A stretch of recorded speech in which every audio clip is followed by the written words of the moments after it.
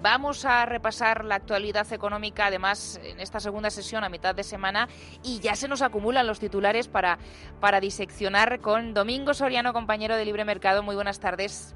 Hola, ¿qué tal? Juan Ramón Rayo, profesor de la Universidad Francisco Marroquín. Muy buenas tardes, bienvenido. ¿Qué tal? Buenas tardes.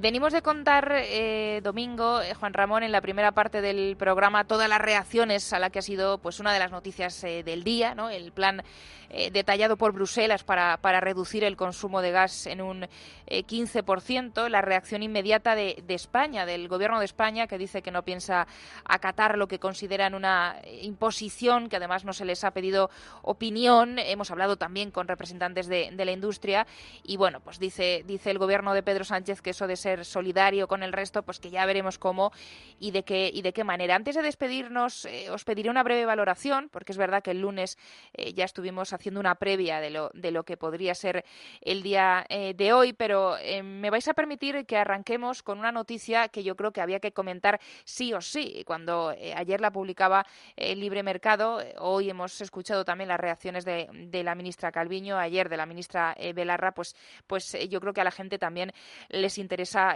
conocer esta información. Leo el titular de Libre Mercado. Podemos quiere castigar penalmente a las eléctricas y a la banca si trasladan los impuestos a sus clientes. Es decir, Rayo, empiezo contigo.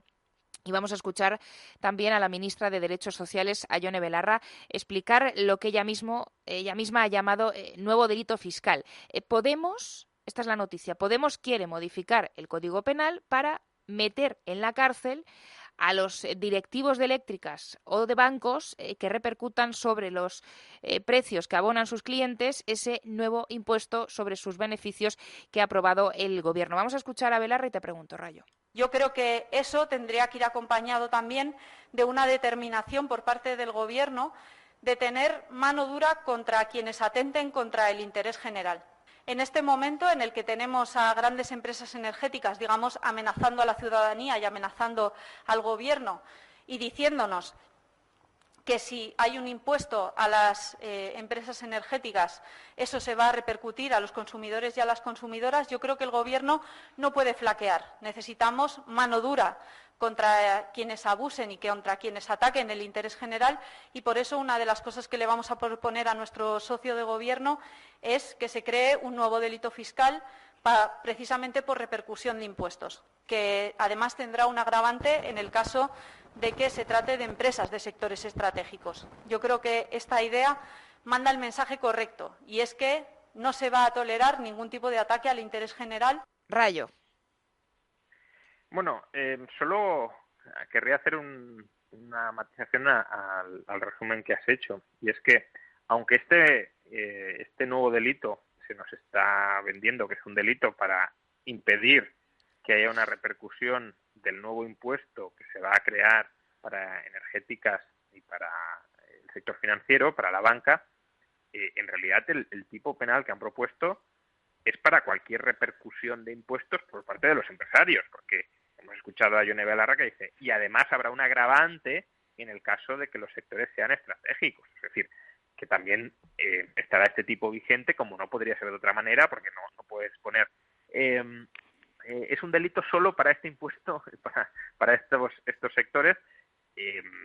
También habrá, por tanto, un delito de esta naturaleza para sectores no estratégicos. Con lo cual, si este delito llegara a salir adelante, que estoy prácticamente convencido de que no lo hará porque es un despropósito absoluto, pero si esto llegara a salir adelante, cualquier empresario que se someta a cualquier impuesto de cualquier tipo e intente repercutirlo sobre sus clientes, pesaría sobre él la amenaza de pena de cárcel.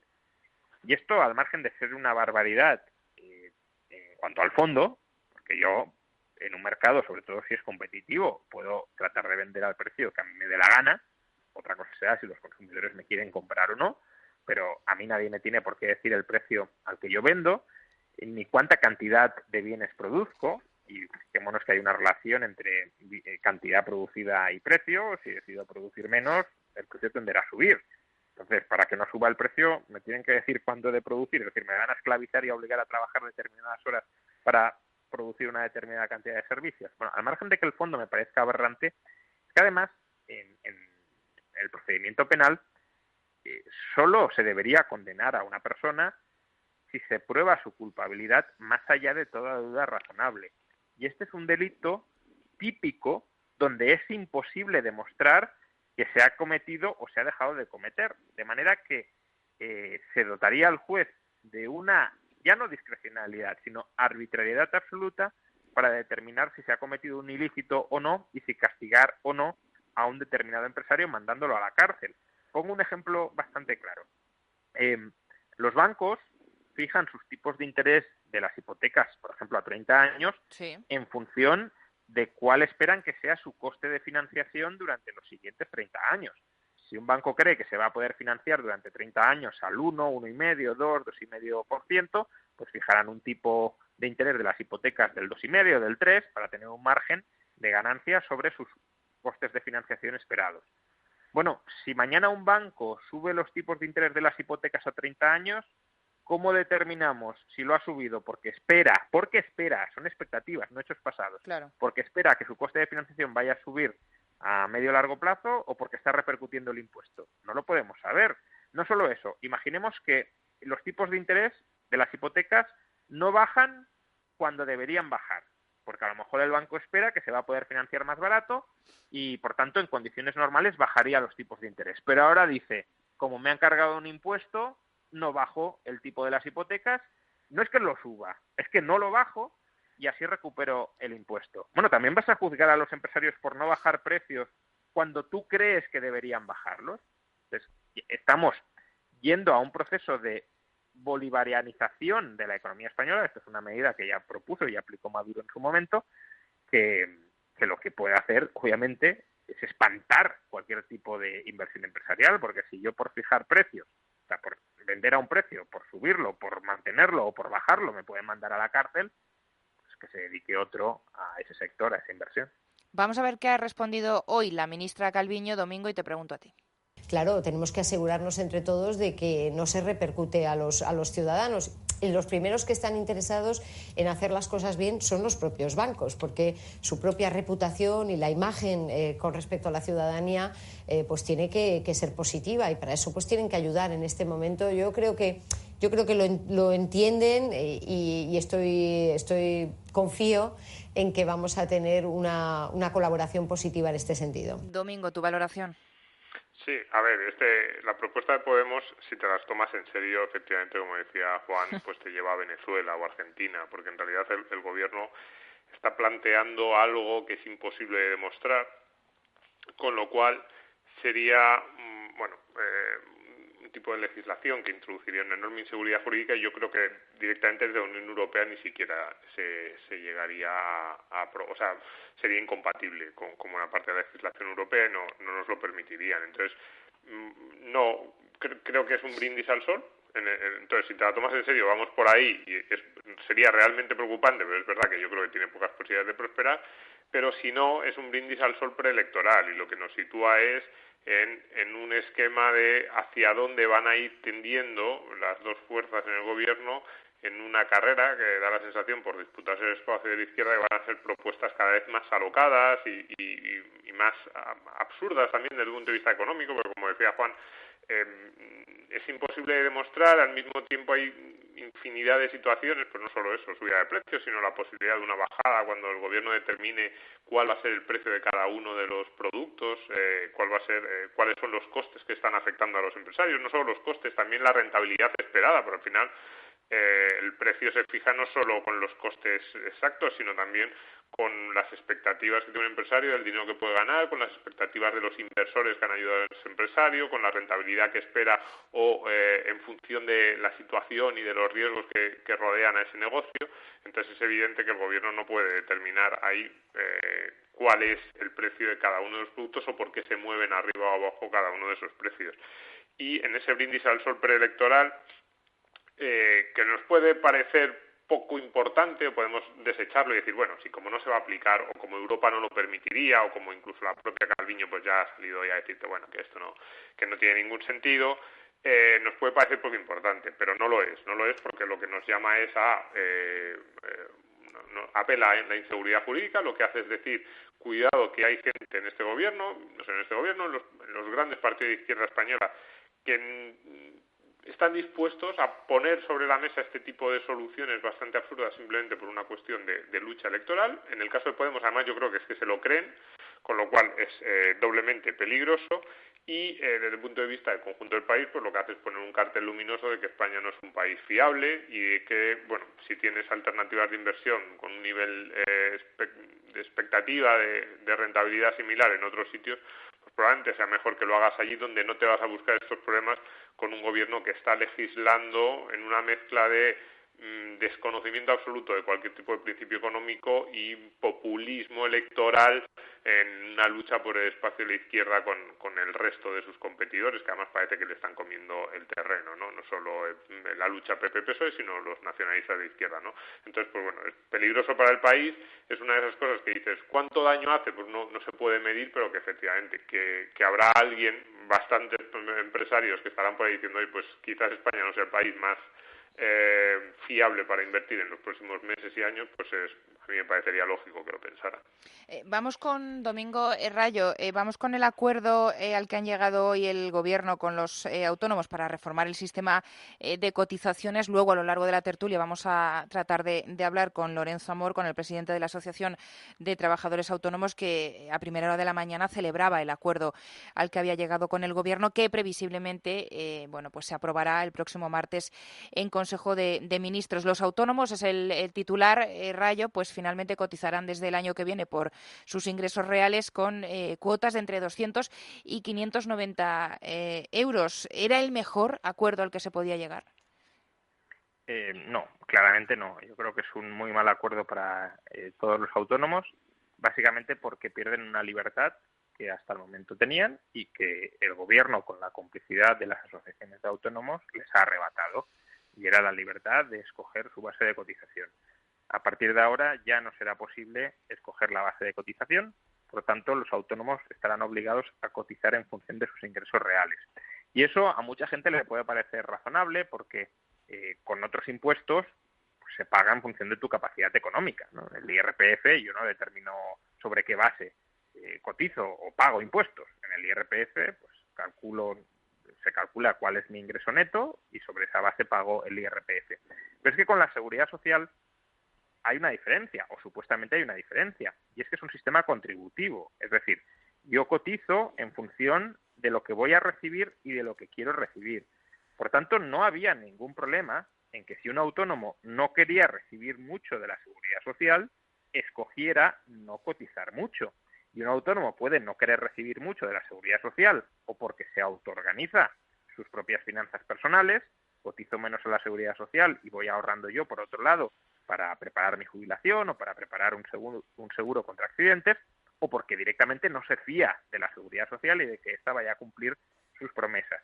Pues bien, el Gobierno, de nuevo, con la complicidad de todas las asociaciones que supuestamente representan a los autónomos y que les han clavado un puñal por la espalda, han pactado privar de esa libertad a los autónomos, de tal manera que ahora van a tener que cotizar en función de sus ingresos, aunque no quieran recibir servicios de la Seguridad Social de acuerdo con esas cotizaciones que les van a venir impuestas.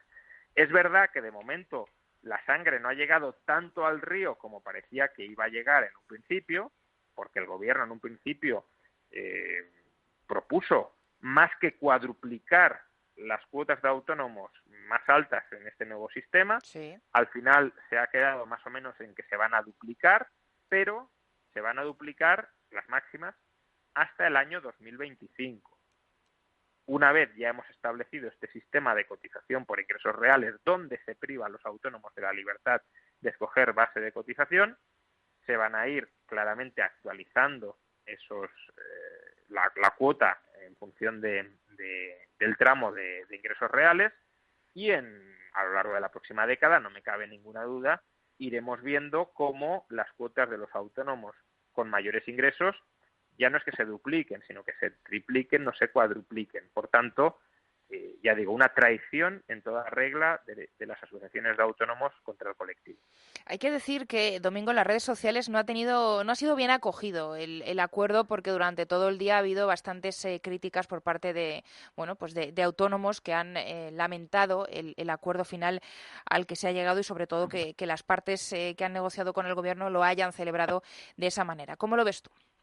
Sí, bueno, a ver, es que asociaciones de autónomos es un oxímoron. Es decir, sí. precisamente, claro, es que esto no... Entonces, empecemos con esa... que no nos cuelen la primera mentira, que es esa. Sí. Luego, y sobre todo este tipo de asociacionismo, ¿no?, que tiene más que de lobismo y de cercanía muchas veces con el gobierno que de representación real de los autónomos. Luego, en segundo lugar, aquí hay una gran mentira... que el ministro Escrivá ha sabido manejar con cierta astucia, que es una cuestión negociadora.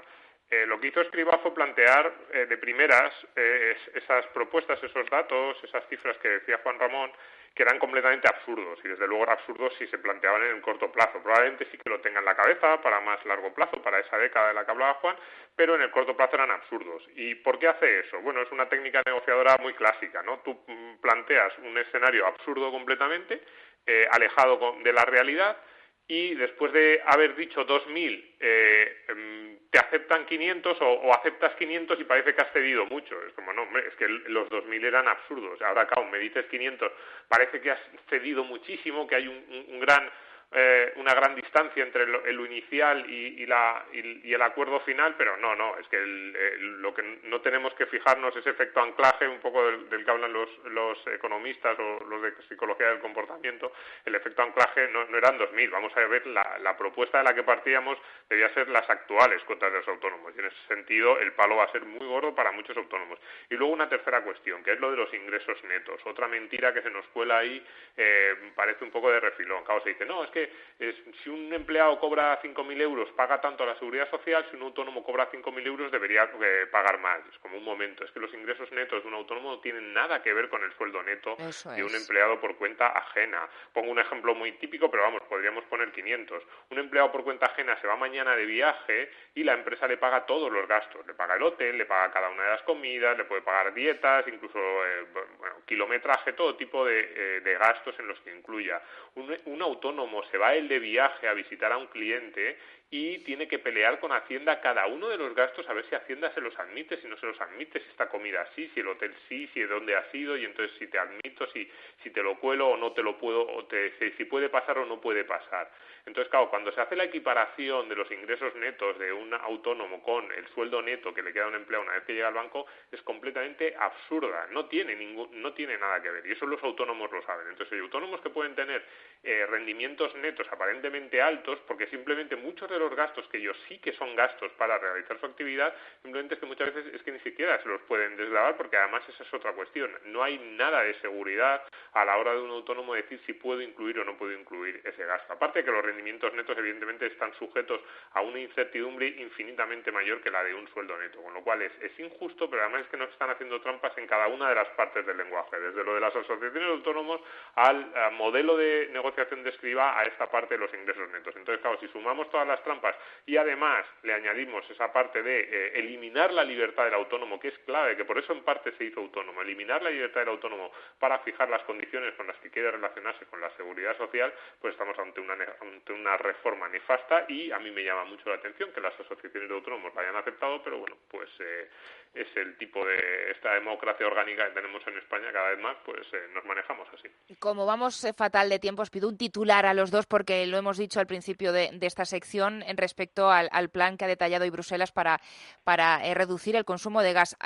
Teresa Rivera ha salido bastante enfadada esta tarde a decir que no, que España se planta, que no lo piensa hacer, y que lo de ser solidarios, que ya veremos de qué manera. Rayo, ¿tiene o no tiene razón el Gobierno en esta postura que ha significado esta tarde? Bueno, tiene razón en que obviamente no tenemos por qué someternos a esa restricción. El problema es que la restricción viene por una política energética que se decidió desde Europa y que este gobierno aplaudió cuando se decidía desde Europa. Por tanto, ahora se hacen los escandalizados por algo que ellos han copromovido desde hace años. Domingo. Sí, y ha dicho algo así el gobierno como que España va a ser solidaria, pero que hay que entender que nosotros hemos hecho unos esfuerzos en el pasado que ahora otros. Bien, Eso pues es. cuando eso se aplica a la deuda, cuidado, porque como ampliemos ese lenguaje a todo, España está en la posición más débil de la Unión Europea para negociar, España Bien e Italia. visto, bien visto. Así que mucho cuidado con ese tipo de afirmaciones, porque no solo se va a negociar el gas. En el paquete del gas irá la deuda, irán los fondos europeos, y ahí tenemos nosotros precisamente una posición de especial fuerza frente a nuestros socios europeos. Pues Juan Ramón Rayo, profesor de la Universidad Francisco Marroquín, gracias. La semana que viene volvemos a hablar. Adiós. Hasta la semana que viene. Domingo Soriano, compañero de Libre Mercado. Adiós también a ti. Hasta la semana que viene. Un saludo, muchas gracias.